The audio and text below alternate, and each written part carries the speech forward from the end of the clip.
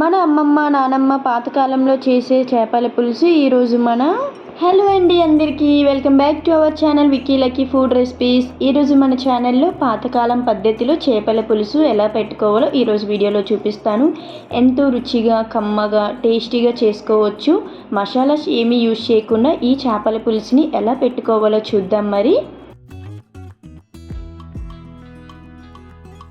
చేపల పులుసుకి ముందుగా నేను చెరువు చేపను తీసుకున్నానండి. దీని పేరు రోహు అంటారు అండ్ మన తెలుగులో శీలావతి చేప అంటారు. ఈ చేప చాలా టేస్టీగా ఉంటుందండి. పులుసు పెట్టుకున్నా ఫ్రై చేసుకున్నా చాలా రుచిగా ఉంటుంది. ఫస్ట్ ఈ చేపల్ని నీట్గా వాష్ చేసేసుకోండి. ఒక 2 to 3 టైమ్స్ వరకు నీట్గా వాష్ చేసుకోండి. పులుసు అది ఉంటుంది కదా, అది నీట్గా తీసేసుకుంటే మనకి చేపల పులుసు పెట్టుకున్నప్పుడు చేదు అన్నది రాదు. ఇప్పుడు మనం 3rd టైం పసుపు ఉప్పు వేసుకొని మరొకసారి శుభ్రంగా వాష్ చేసుకుందాం.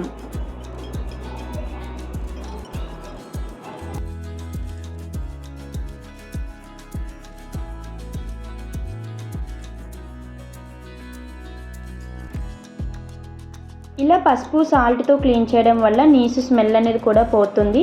ఇప్పుడు నేను middle part and Talakayalu separate చేసేసాను. సో ఇప్పుడు ఈ తలకాయలు పులుసు పెడతాను. మిడిల్ పార్ట్ అన్నది నేను ఫ్రై చేసుకుంటాను. సో ఇప్పుడు ఇందులో సాల్ట్ పసుపు కారం వేసి ఒక్కసారి బాగా కలిపి ఒక 10 minutes పక్కన పెట్టుకుందాం. పచ్చిమిర్చి ఆనియన్ టమాటోస్ అన్నీ మనం కట్ చేసి పెట్టుకుందాం. అప్పట్లో ఏం చేసేవారు, రోట్లో రుబ్బేసేవారు లేదంటే దంచేవారు. ఇప్పుడు మన దగ్గర లేవు కదా, సో మనం మిక్సీ పట్టించుకుందాం. సో మసాలా కోసం ఏమేమి ప్రిపేర్ చేస్తున్నామంటే మిక్సీ జార్లో అల్లం వెల్లుల్లి జీలకర్ర ధనియాలు ఒక పెద్ద సైజ్ ఆనియన్ అండ్ ఒక పెద్ద సైజ్ టమాటో తీసుకొని బాగా గ్రైండ్ చేసుకుందాం. కర్రీ ప్రిపరేషన్ స్టార్ట్ చేసేద్దాం. ముందుగా స్టవ్ ఆన్ చేసి కడాయి పెట్టి ఆయిల్ వేసుకోండి. చేపల పులుసుకి ఆయిల్ ఎక్కువ ఉంటేనే బాగుంటుంది. సో ఆయిల్ ఎక్కువ వేసుకోండి. సో ఇప్పుడు ఆయిల్ బాగా హీట్ అయిన తర్వాత పచ్చిమిర్చి ఆనియన్స్ వేసి బాగా ఫ్రై చేయండి.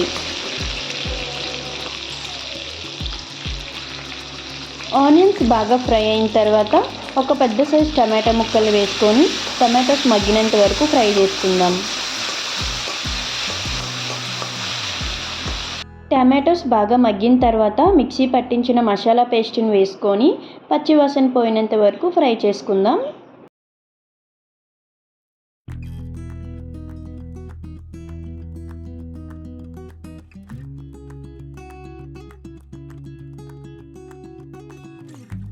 మసాలా పట్టించిన మిక్సీ జార్లో వాటర్ వేసి ఒక్కసారి ఆ వాటర్ ఇందులో వేసుకోండి. వాటర్ బాగా మరిగిన తర్వాత రుచికి తగినంత ఉప్పు ఒక 2 to 3 టేబుల్ స్పూన్ వరకు కారం వేసుకోండి. ఆల్రెడీ మనం పచ్చిమిర్చి వేసాం కాబట్టి కారం సరిపోతుంది, అంటే అడ్జస్ట్ చేసుకొని వేసుకోండి.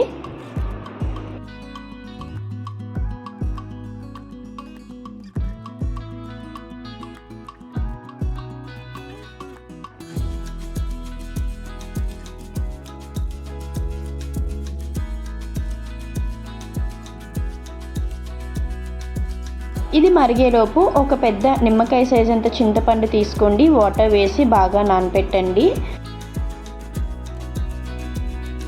నానబెట్టిన చింతపండు రసాన్ని ఇప్పుడు ఇందులో వేసుకుందాం. ఒక్కసారి పులుసు మరిగేలోపు సాల్ట్ కారం పులుపు అన్నీ సరిపోయాయో లేదో ఒక్కసారి చూసుకోండి. సరిపోతే ఈ టైంలో వేసుకోండి.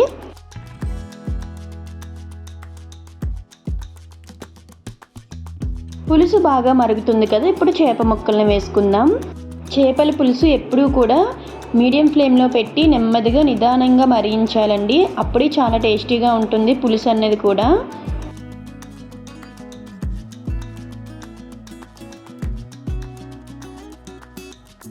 చేప ముక్కలన్నీ వేసుకున్నాం కదా, ఇప్పుడు మనం మంటని మీడియం ఫ్లేమ్లో పెట్టి 10 to 15 minutes వరకు మరిగించుకుందాం.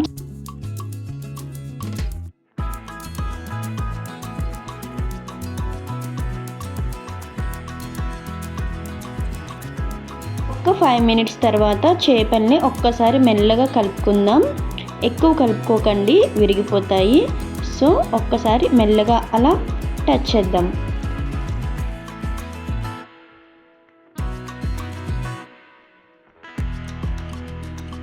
10 మినిట్స్ దగ్గర అయిపోయింది కదా. ఇప్పుడు ఒకసారి మూత తీసి చూద్దాం చేపల పులుసు ఎలా ఉందో. సో చూసారుగా చేపల పులుసు అన్నది దగ్గరకు అయిపోయింది. సో ఇలానే ఉండాలండి, మరీ దగ్గరకు అయిపోతే ఇగురులా అయిపోతుంది. సో ఇప్పుడు మనం కొత్తిమీర వేసుకొని స్టవ్ ఆఫ్ చేసుకుందాం. చేపల పులుసు రెడీ అయిపోయినట్టే. చూసారుగా చాలా బాగా వచ్చింది కదా. చేపల పులుసులాగే ఉండాలండి. సో ఈ చేపల పులుసు ఒకసారి మీరు కూడా ట్రై చేయండి. 3 to 4 days వరకు అలానే ఉంటుంది అండ్ ఇంకా రుచి పెరుగుతుంది. సో చేపల పులుసు ఎప్పుడు కూడా మార్నింగ్ పెట్టుకుంటే నైట్ తింటే చాలా బాగుంటుంది, నైట్ పెట్టుకుంటే మార్నింగ్ తింటే చాలా బాగుంటుంది కదా చేపల పులుసు. సో ఒక్కసారి మీరు కూడా ఇలా ట్రై చేయండి. ఎలా వచ్చిందో నాతో షేర్ చేసుకోండి కామెంట్ బాక్స్లో. సో ఈ రెసిపీ మీకు నచ్చిందా? సో నచ్చితే లైక్ చేయండి. చాలామంది వీడియోని చూసి వెళ్ళిపోతున్నారు, లైక్ చేయట్లేదు. సో మీ లైక్స్ని నాకు చాలా బూస్టప్ని ఇస్తాయి. So please like, share, comment and subscribe to our channel. Thanks for watching and keep watching for more videos. Bye guys.